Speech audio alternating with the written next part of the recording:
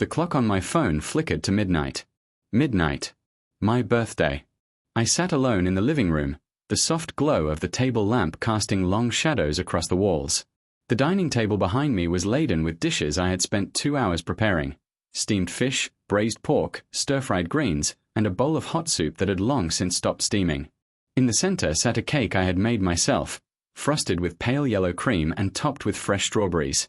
I had envisioned blowing out the candles with Emily by my side, her smile lighting up the room more brightly than any flame. But Emily wasn't here. My phone buzzed. A WeChat message from her.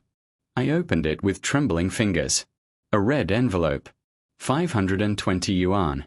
Beneath it, 2 words, I love you. 520.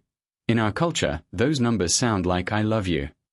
It was a sweet gesture, the kind of thing she used to do when we first started dating. Back then, even a 5.20 yuan red envelope would make my heart race. But now, after 7 years together, it felt like a habit. A routine. A checkbox she could tick off without ever looking up from her busy life. I typed back, thank you. I miss you. Will you be home soon? 3 dots appeared. Disappeared. Appeared again. Then nothing. I set my phone down on the armrest and stared at the ceiling. The silence of the apartment pressed in on me, thick and suffocating. This was supposed to be our home, the master bedroom we shared, the kitchen where we cooked together, the balcony where we used to watch the sunset. But somewhere along the way, it had become just my home. Emily was a visitor now, dropping by once or twice a month like a reluctant guest fulfilling an obligation. She always said she was busy with work. She was a doctor, after all, and a respected one at that. I understood the demands of her profession. I had supported her through medical school, through her residency, through the long nights and longer hours. I had been her rock when her parents died, when the debts piled up like mountains, when she spoke of ending it all. I held her hand and told her everything would be okay. And it did become okay. More than okay. She became an authoritative physician earning over $1 million a year. She was successful, confident, beautiful. And I was fading. I picked up my phone again and scrolled through my social media feed, half-heartedly, looking for distraction. That's when I saw it. A post from Daniel, Emily's apprentice. The screenshot was unmistakable. A bank transfer from Emily to Daniel. 52,000 yuan. The message attached, I love you forever. I blinked. Read it again. Then a third time. 52,000, not 520. 100 times more. And forever, a word she had never used with me, not even when she confessed her love 7 years ago in front of a crowd of strangers, holding a bouquet of flowers and looking at me like I was the only person in the world. Liu Jiao, she had said, using my old name, I love you. Will you be my boyfriend? As long as you agree, I will treat you well for a lifetime and love you until we grow old. I had cried that day. I had believed her. Now, sitting in our empty apartment on my birthday, I felt nothing. Not anger. Not jealousy. Just a hollow ache, like someone had carved out a piece of my chest and left a void. I didn't confront her. I didn't call or text. I didn't leave an angry comment on Daniel's post. What would be the point? I had spent 5 years confronting her, arguing with her, begging her to see me. Each time, she had an excuse.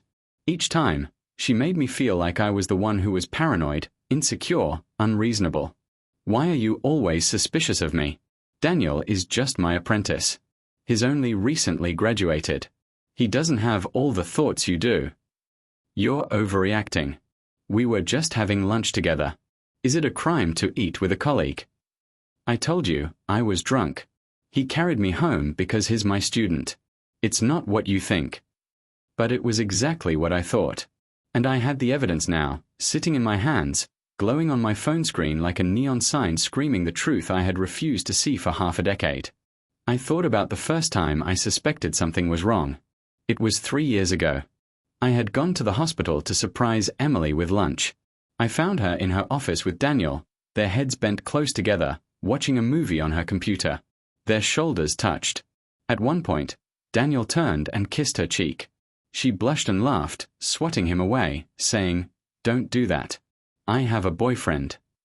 But she didn't stop him when he kissed her again. And when he whispered something in her ear, I couldn't hear what. She pulled him closer and kissed him back. I stood outside the door, frozen, the takeout bag growing cold in my hands. I didn't confront them. I walked away, telling myself it was nothing. She was just being friendly.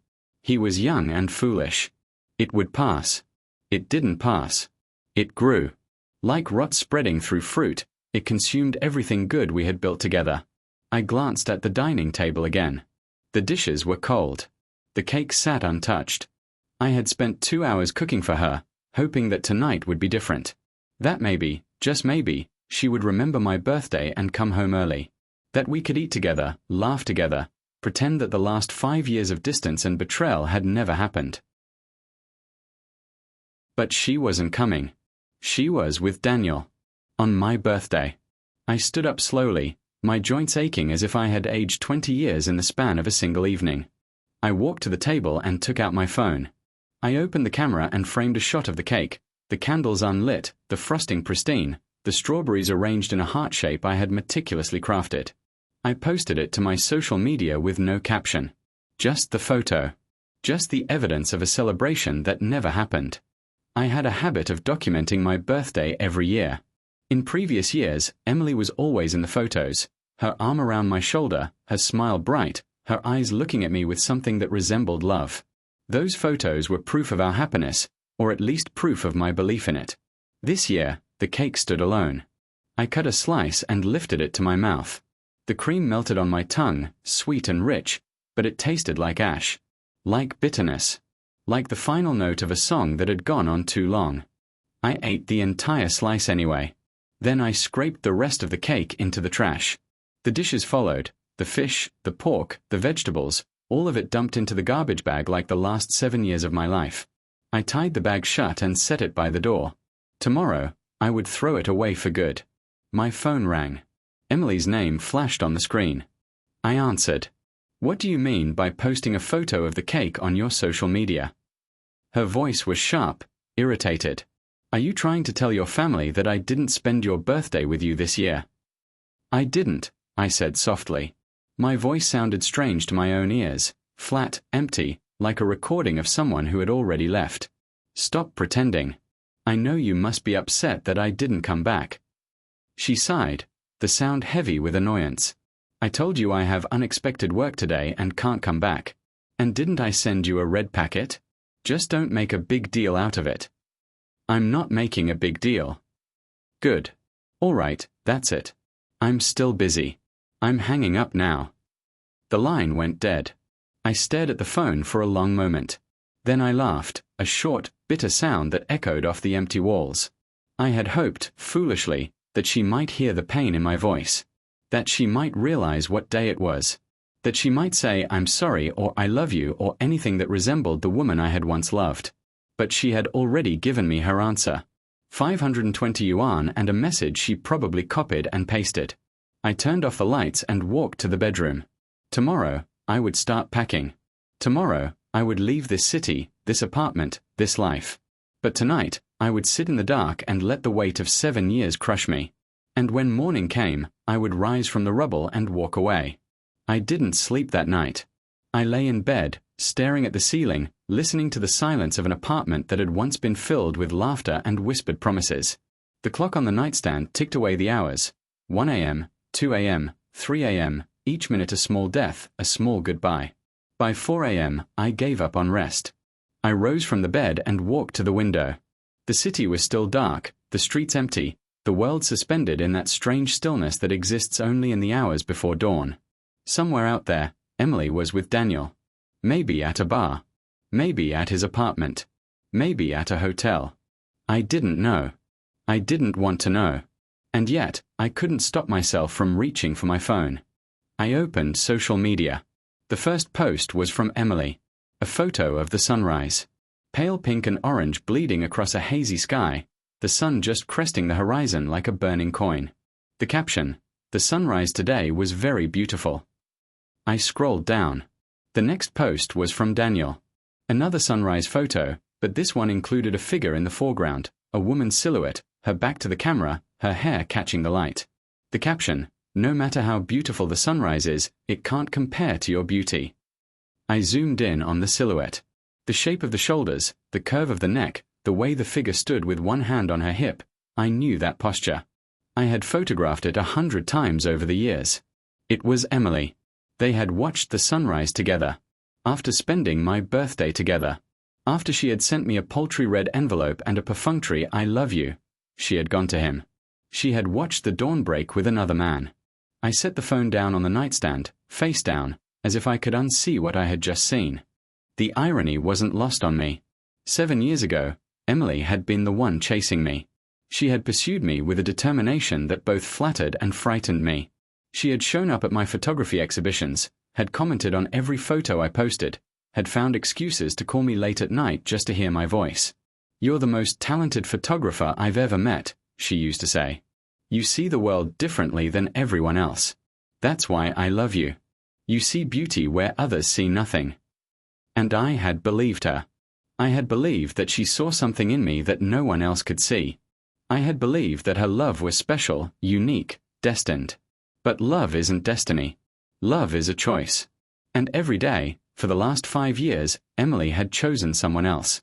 I thought about the first time I realized the extent of her betrayal. It was 2 years ago. I had found a receipt in her purse, a receipt for a luxury watch, priced at 50,000 yuan. I had asked her about it, and she had said it was a gift for her father's old friend. A lie, of course. I later saw that same watch on Daniel's wrist, gleaming in a photo he posted from his vacation. A vacation he took with Emily. The same vacation she told me was a work conference. I had confronted her then. I had shouted, cried, begged her to tell me the truth. She had denied everything, her voice cold and dismissive. "You're being paranoid. Daniel is my apprentice. I helped him buy the watch because he didn't know how to choose one himself. It's not a big deal." "Then why did you lie about the vacation?" "I didn't lie. It was a conference. He happened to be there too. It's not my fault if you choose to see something that isn't there." She had a gift for making me feel crazy, for twisting reality until I doubted my own eyes, my own memory, my own heart. I had spent 5 years in that fog, stumbling through a relationship where I was constantly wrong, constantly insecure, constantly less than. But I wasn't crazy. I had seen the truth. I had just refused to accept it. Now, sitting in the dark with the weight of 7 years pressing down on my chest, I finally accepted it. Emily didn't love me. Not anymore. Maybe she never did. Maybe she loved the idea of me, the devoted boyfriend who cooked her meals and washed her clothes and supported her through the darkest days of her life. Maybe she loved the safety net I provided, the stability, the guarantee that no matter how far she strayed, there would always be someone waiting for her at home. But she didn't love me. Not the way I loved her. Not the way I deserved to be loved. I rose from the bed and began to pack. The suitcase was old, a battered black thing I had bought when Emily and I first moved in together. I opened it on the bed and started filling it with clothes. Shirts, pants, socks, underwear. I didn't fold them carefully. I didn't organize them by color or occasion. I just threw them in, one after another, like I was trying to rid myself of the evidence of my own existence. The room grew lighter as the sun rose. I could see now the details I had missed in the dark, the photograph of Emily and me on the nightstand, the stack of medical journals on her side of the bed, the ring I had placed on the vanity table the night before. The ring. I picked it up and held it in my palm. It was a simple silver band, nothing expensive. Emily had given it to me 3 years ago, on our 4th anniversary. "This is a promise," she had said. "A promise that I will always come back to you." I had worn it every day since. Through arguments and reconciliations, through sleepless nights and lonely birthdays, through every moment of doubt and despair. The ring was a talisman, a reminder that our love was real, that our future was certain. Now it felt like a joke. I set it back on the vanity table. Not in the jewelry box where it belonged, but on the bare surface, where Emily would see it the next time she bothered to come home. Let her interpret that however she wanted. I zipped the suitcase shut and dragged it to the door. Then I hesitated. I wasn't ready to leave. Not yet. Not without seeing her one last time. Foolish, I know. After everything she had done, I still wanted to look into her eyes and say goodbye. I wanted to see if there was any trace of the woman I had loved, any flicker of remorse or regret. I wanted closure, even if I knew deep down that closure was a myth, a story we tell ourselves to make the pain bearable. I grabbed my keys and walked out the door. The hospital was a 20-minute drive from the apartment. I stopped at a convenience store on the way and bought breakfast, steamed buns and soy milk, the same breakfast I used to bring Emily every morning before she told me to stop. "It's too much trouble," she had said. "You don't need to come all the way to the hospital every day. I can buy my own breakfast." But the truth, I now understood, was different. She didn't want me to come to the hospital because she was afraid I would see what was happening in her office. She was afraid I would walk in on her and Daniel, their heads close together, their hands intertwined, their secret blooming in the sterile light of fluorescent bulbs. I parked the car and walked toward the hospital entrance. The morning air was cold, biting at my cheeks and fingers. I clutched the bag of breakfast like a shield, like proof that I had once been a good boyfriend, a devoted partner, a man who gave everything he had to a woman who took it all for granted. I was halfway to the office when I heard the voices. "Hey, did you hear? Dr. Emily and Daniel went to a hotel yesterday." What's so strange about that? They may not have made it official, but everyone already knows they're a couple. Why? Haven't you noticed how close they are in their daily lives? Sharing the same cup of milk tea, eating the same apple? And Daniel always calls her Emily. Not Dr. Smith. Just Emily. I stopped walking. The nurses were standing in the hallway, their voices low but not low enough. They didn't see me. I was invisible, a ghost haunting the edges of their conversation. I wanted to confront them. I wanted to scream that Emily was my girlfriend, that Daniel was just an apprentice, that there was nothing between them. But the words died in my throat because I knew that everything they said was true. I turned around and walked away. The breakfast bag hung heavy in my hand. I found a trash can near the entrance and dropped it inside. The thud of the bag hitting the bottom echoed in the empty hallway, a small death to match all the others. I walked back to my car and sat in the driver's seat, my hands gripping the steering wheel until my knuckles turned white. I didn't cry. I didn't scream. I just sat there, staring at the dashboard, feeling the last threads of my love for Emily snap one by one. 7 years. 7 years of my life, given to a woman who had never truly valued them. I started the engine and drove away. The drive back to the apartment was a blur. I don't remember the traffic lights or the turns or the familiar landmarks I passed every day. I was somewhere else entirely, lost in a labyrinth of memories, each one a knife twisting in my chest. I remember the first time Emily said she loved me. We were standing outside a small restaurant, the night air thick with the smell of grilled meat and cigarette smoke. She had been crying. Her parents had died just months earlier, and the grief was still raw, still fresh. She looked at me with red-rimmed eyes and said, "You're the only good thing in my life. The only reason I'm still here." I held her that night. I held her for hours, whispering that everything would be okay, that I would never leave her, that we would get through this together. And we did. We got through the debts and the funeral arrangements and the endless paperwork. We got through her residency and her board exams and her first year as a full-fledged physician. We got through it all, side by side, building a life I thought would last forever. But somewhere along the way, she stopped building with me. She started building with someone else. I pulled into the parking garage and killed the engine. The suitcase was still in the back seat, waiting. I should have just left. I should have driven to the airport and booked the first flight out of the country. But I couldn't. Not yet. Not without saying goodbye. I took the elevator to our floor and walked to the apartment door. My keys felt heavy in my hand, weighted with the gravity of everything I was about to lose. I opened the door. Emily was standing in the living room. She looked surprised to see me, her eyes wide, her mouth slightly open. She was wearing yesterday's clothes, the same outfit she had worn when she left for work. Her hair was messy, tangled, as if she had just rolled out of bed. But she hadn't been in our bed. I knew that because the sheets were still cold, still perfectly tucked in, still bearing the imprint of only one body. "You're here," she said. Her voice was careful, measured, as if she was trying to gauge my mood before deciding how to react. "I was going to bring you breakfast," I said. But I threw it away. Her eyes flickered, just for a moment. Then she smiled, a tight, practiced smile that didn't reach her eyes. "That's okay. I already ate." With Daniel. The smile vanished. What? Did you eat breakfast with Daniel? Her jaw tightened. Why are you asking me that? Because I saw your social media posts.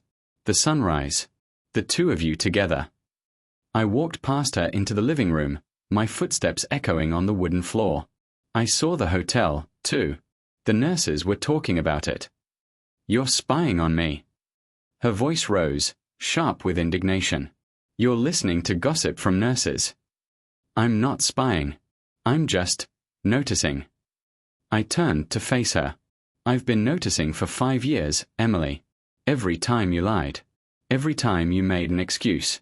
Every time you chose him over me. I never chose him over you. Then what was last night? My birthday, Emily.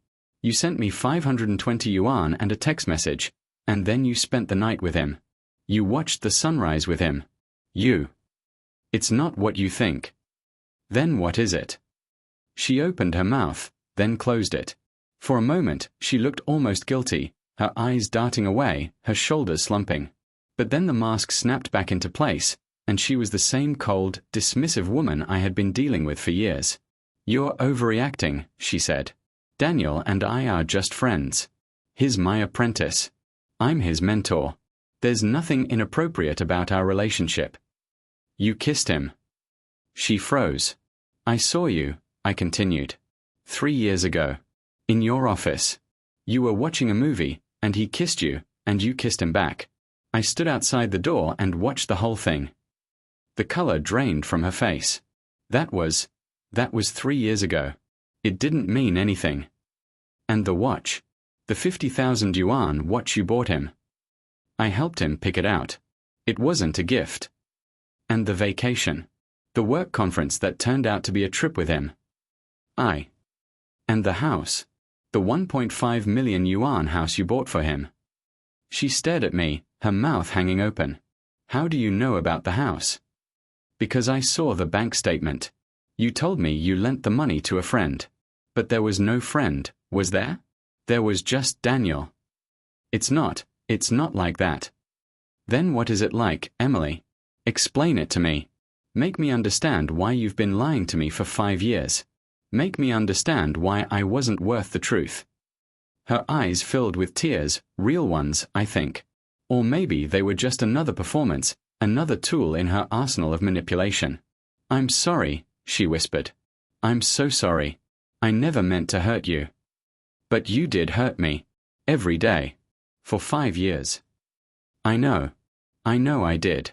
And I hate myself for it. She stepped toward me, her hand reaching out. But I love you, Liam. I love you. You're the only one I've ever truly loved. Daniel doesn't mean anything to me. He's just someone I don't know. I made mistakes. Terrible mistakes. But I can fix this.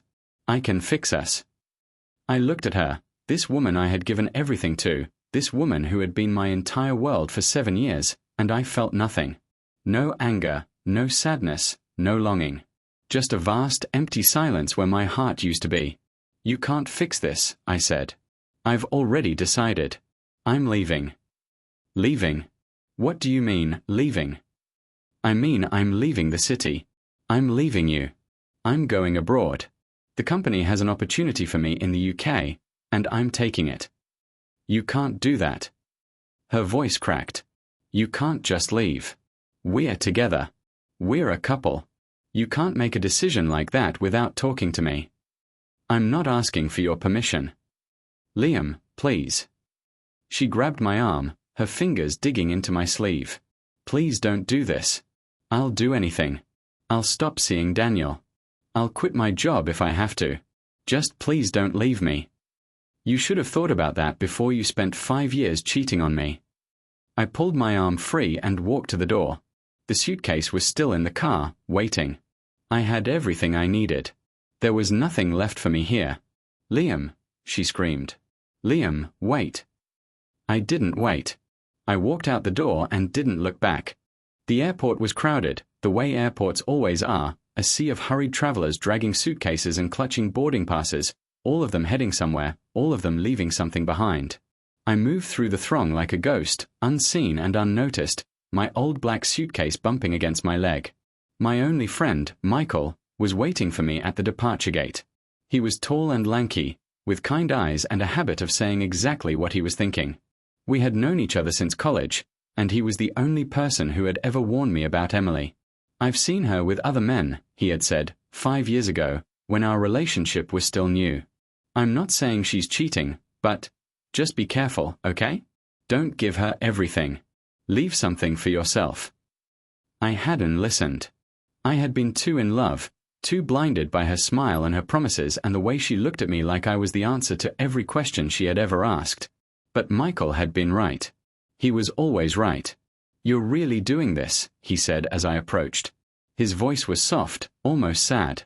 "You're really leaving." "I have to." "I know." He pulled me into a hug, his arms tight around my shoulders. "I'm going to miss you, man."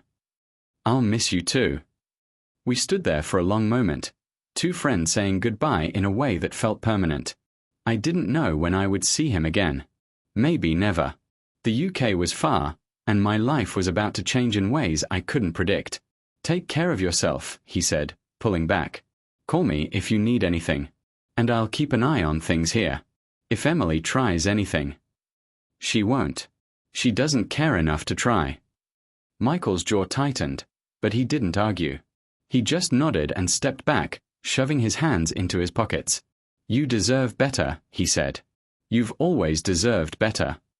"I know." The boarding announcement crackled over the loudspeaker. I picked up my suitcase and walked toward the gate, not looking back. I could feel Michael's eyes on me, watching me go, but I didn't turn around. Turning around would mean acknowledging the weight of what I was leaving behind, and I couldn't afford to carry that weight anymore. The plane was enormous, a silver bird with rows of seats and tiny windows and the faint smell of recycled air. I found my seat by the window and buckled my seatbelt, my hands trembling slightly. I wasn't afraid of flying. I was afraid of what came next. The unknown. The emptiness. The vast, terrifying freedom of a life without Emily. For 7 years, my identity had been wrapped up in hers.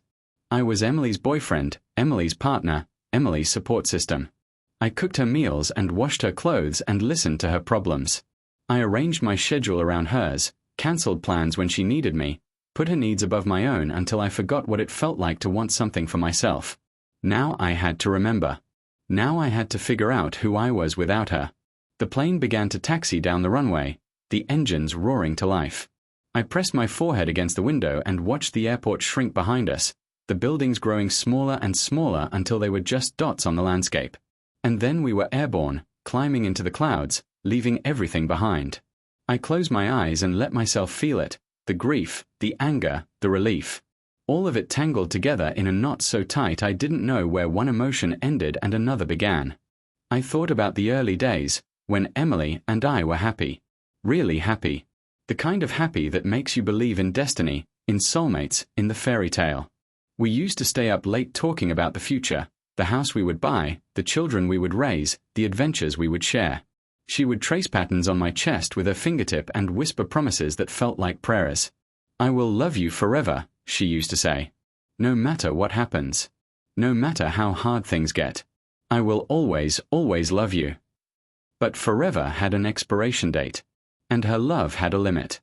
I opened my eyes and looked out the window.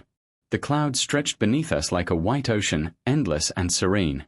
Somewhere below, Emily was probably with Daniel, laughing at something he said, leaning into his shoulder like she used to lean into mine. It didn't matter anymore. I was above the clouds now, rising higher and higher, leaving the mess and the pain and the betrayal behind. The flight attendant came by with drinks. I asked for water, then changed my mind and asked for whiskey. The burn in my throat was welcome, a small pain I could control, a small anchor in the chaos of my thoughts. I pulled out my phone and scrolled through my photos. There were hundreds of them, thousands, maybe. Years of my life captured in pixels and saved to the cloud. Emily laughing. Emily sleeping. Emily posing in front of landmarks and sunsets and birthday cakes. I should delete them, I thought. Every single one. Erase her from my phone the way I was trying to erase her from my life. But I couldn't. Not yet. Maybe not ever. Because even though she had hurt me, even though she had betrayed me, she had also been a part of me. 7 years doesn't just disappear. It leaves marks, scars, echoes that linger long after the person is gone. I put the phone away and finished my whiskey. The plane flew on, carrying me toward a new country, a new job, a new version of myself. I didn't know what I would find there. I didn't know if I would be happy or lonely or something in between. But I knew, with a certainty that surprised me, that I had made the right choice. Leaving wasn't giving up. Leaving was survival. I leaned my head back against the seat and closed my eyes. The hum of the engines was soothing, a lullaby that promised rest. For the first time in years, I let myself relax. I let myself breathe. I let myself believe that maybe, just maybe, everything would be okay. London was grey when I arrived.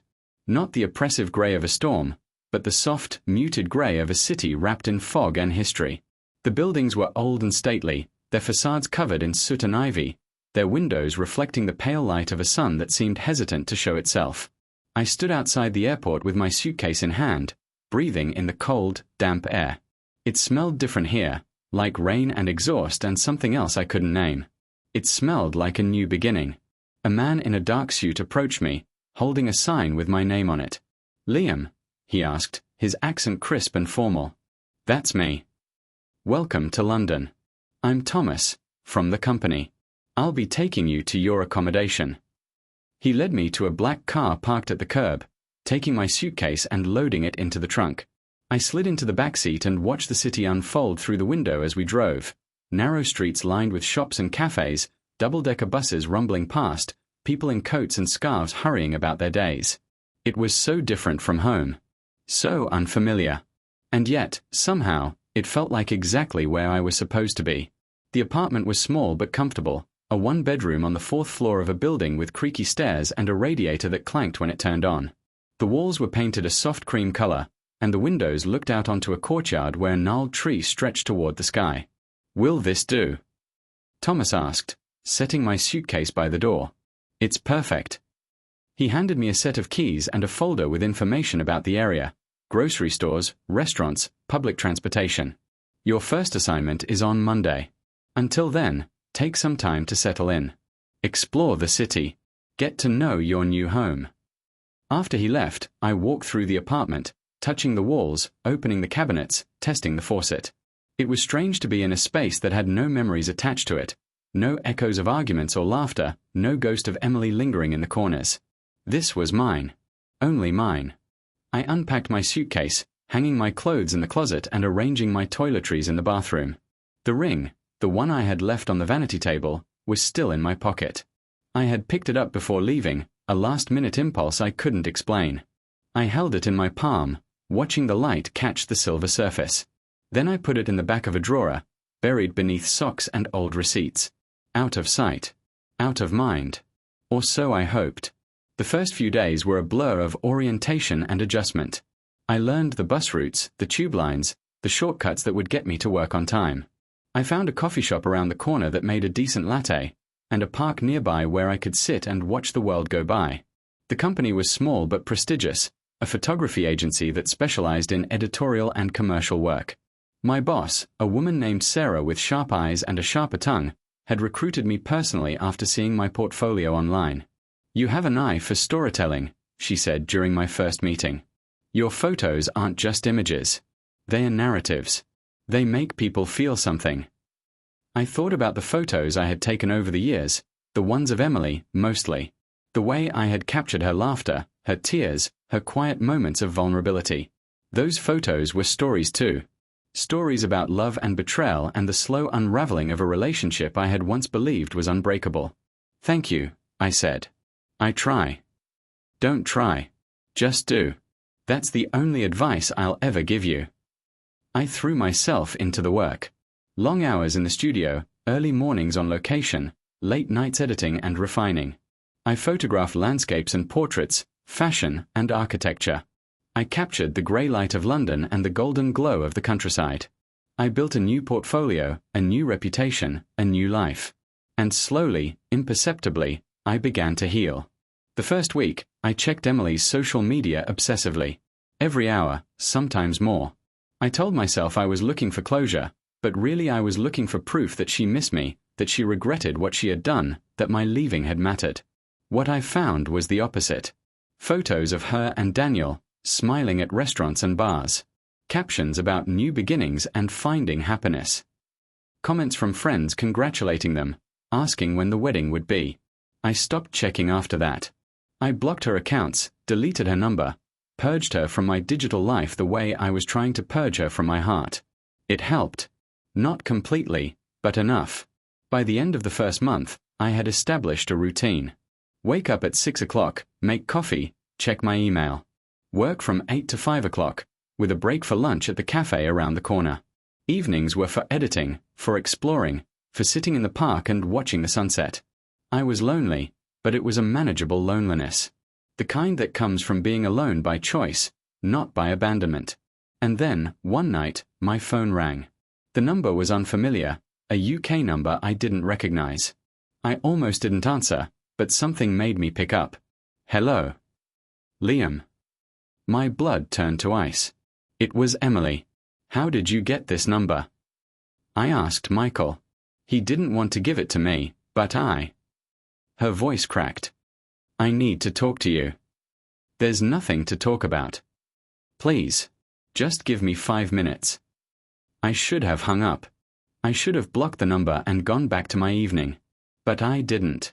Because some part of me, the weak part, the foolish part, still wanted to hear what she had to say. 5 minutes, I said.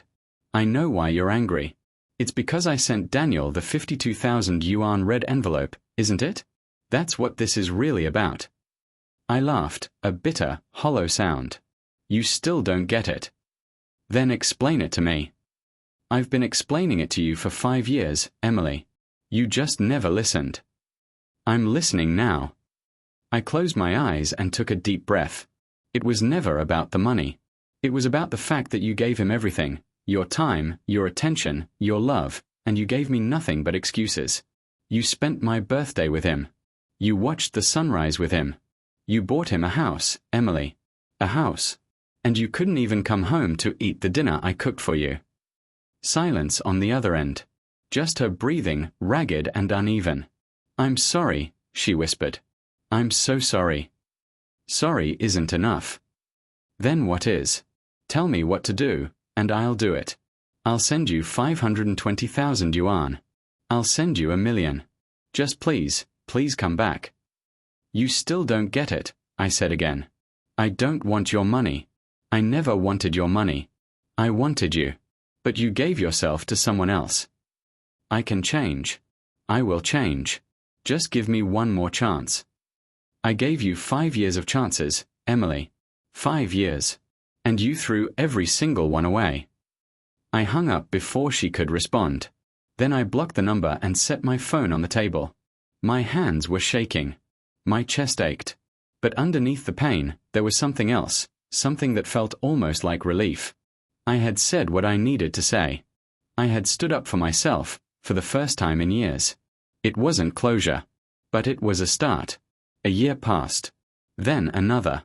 I threw myself into my work with a ferocity that surprised even me. I photographed weddings and funerals, births and graduations, the quiet moments of joy and sorrow that make up a human life. My reputation grew, and with it, my confidence.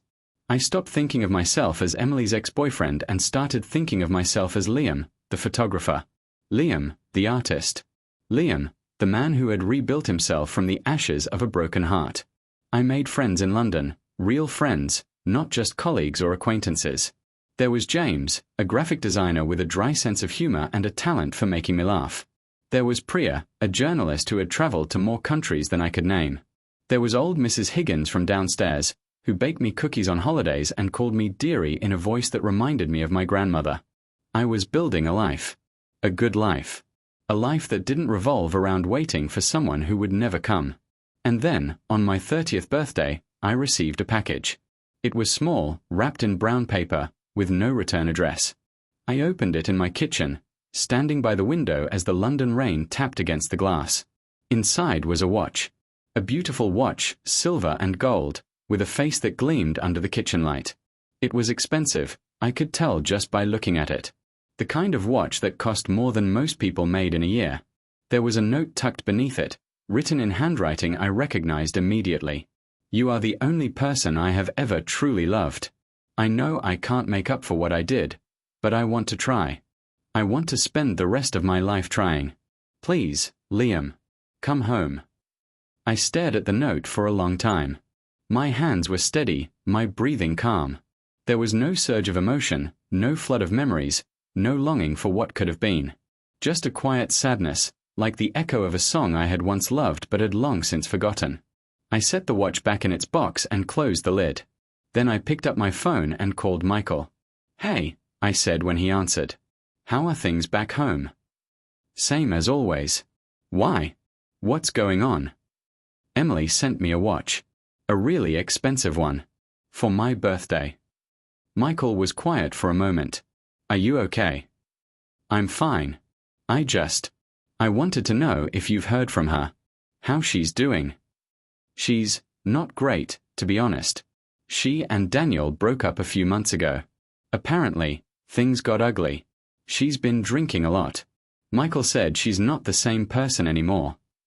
I nodded, even though he couldn't see me. Thanks for telling me. Are you going to reach out to her? No. The word came easily, without hesitation. I'm not. Good.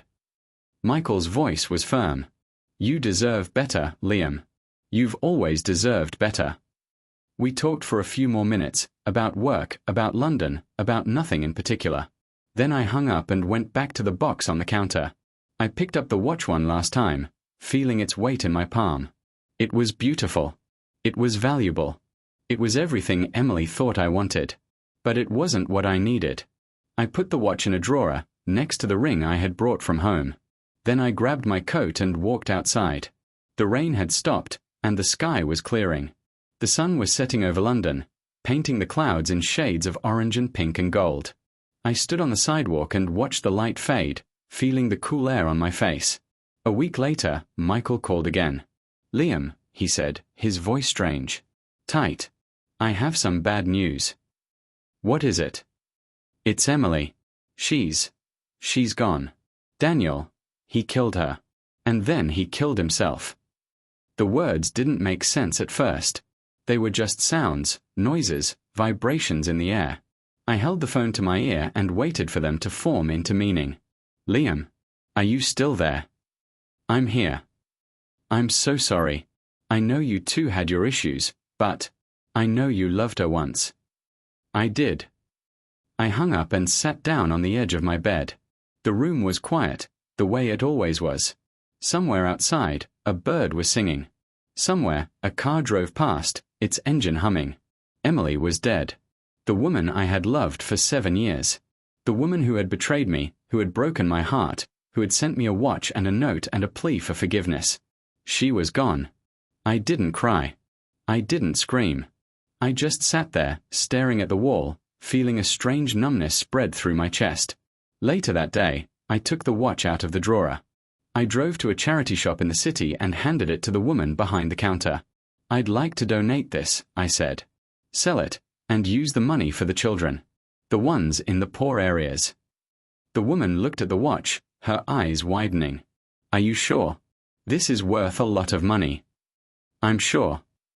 I walked out of the shop and into the grey London light. The sky was heavy with rain, the clouds low and dark.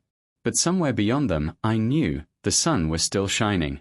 Somewhere, the world was still turning. Emily was gone. And I was still here. I thought about what Michael had said, you deserve better. And for the first time, I truly believed it. I deserved better than a woman who couldn't be faithful. I deserved better than a love that was built on lies. I deserved a life that was mine, not a reflection of someone else's selfishness. I walked to the park and sat on my usual bench, watching the city move around me. A couple walked past, hand in hand, laughing at something I couldn't hear. A child chased a pigeon across the grass, his mother calling after him. An old man sat on a nearby bench, feeding crumbs to the birds. Ordinary moments. Beautiful moments. Moments that reminded me why I had become a photographer in the first place, to capture the light even in the darkest of times. I pulled out my phone and opened my social media. I had millions of followers now, people who loved my work, who saw something in my photos that resonated with them. I posted a picture I had taken that morning, a sunrise over the Thames, the water glittering like diamonds, the city waking up to a new day. The caption was simple: no matter how dark the night, the sun always rises. The likes poured in. The comments, the shares, the love. People I had never met, telling me that my work meant something to them, that my photos made them feel less alone. That was enough. That was more than enough. I put my phone away and watched the sunset paint the sky in shades of gold and crimson. Somewhere, in another life, I might have been watching this with Emily. Might have been holding her hand, kissing her cheek, whispering promises I couldn't keep. But not in this life. In this life, I was alone. And for the first time in years, that felt like a gift. I hoped, wherever Emily was, that she had found peace. That she had learned, too late, what it meant to love someone with her whole heart. That in her next life, she would do better. But I hoped, with every fiber of my being, that in my next life I would never meet her again. Some loves are meant to last forever. Ours was meant to end. And that, I finally understood, was okay.